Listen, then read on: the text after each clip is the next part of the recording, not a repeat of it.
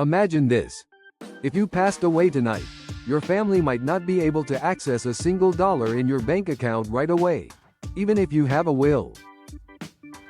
That's because your bank account follows its own legal contract, and for many families, that can lead to months of delays. One of the biggest financial mistakes people make isn't a bad investment or a tax problem. It's assuming a will automatically gives loved ones access to their bank account. In many cases, it doesn't. A will controls how your property is distributed, but your bank account follows the beneficiary listed on the account itself. If no beneficiary is listed, the money often becomes part of your estate and may have to go through probate.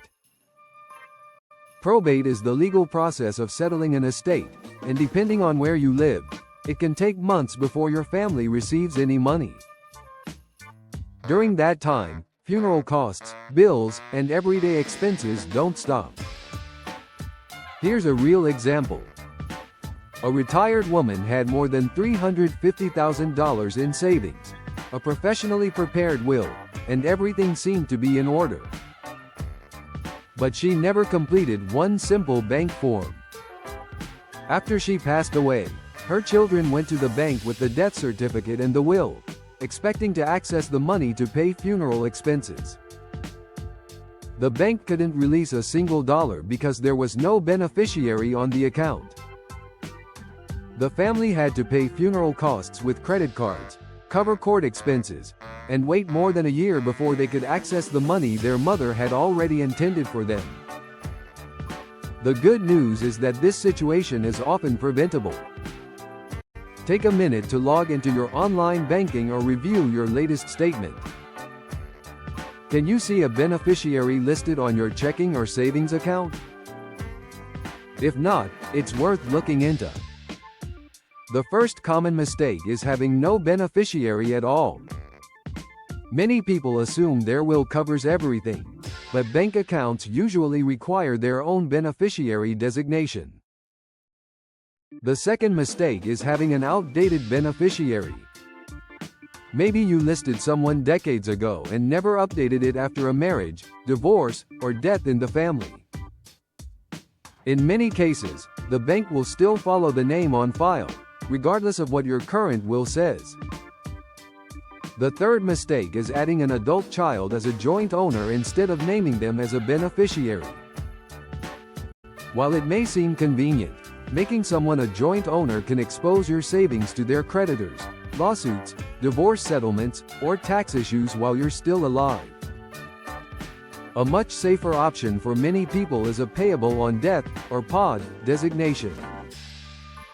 A POD lets you stay in complete control of your money during your lifetime. Your beneficiary has no access while you're alive, but after your death, the funds can usually transfer directly without going through probate. Most banks and credit unions offer this form for free.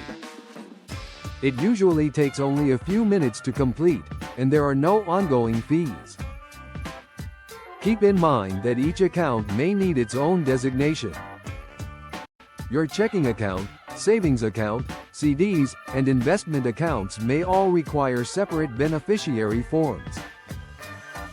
If you have retirement accounts like an IRA or 401k, review those beneficiary designations too. Many people haven't updated them in years, and outdated information can create major problems. Here's your action plan. Contact your bank this week. Ask about adding or reviewing your payable on death beneficiary. Verify every account separately, and update your beneficiaries after major life events like marriage, divorce, or the birth of a grandchild. A few minutes today could save your family months of stress, legal delays, and unnecessary expenses later. If you found this video helpful, subscribe for more practical financial tips, leave a comment with any questions or experiences you'd like to share, and send this video to someone who should check their accounts today.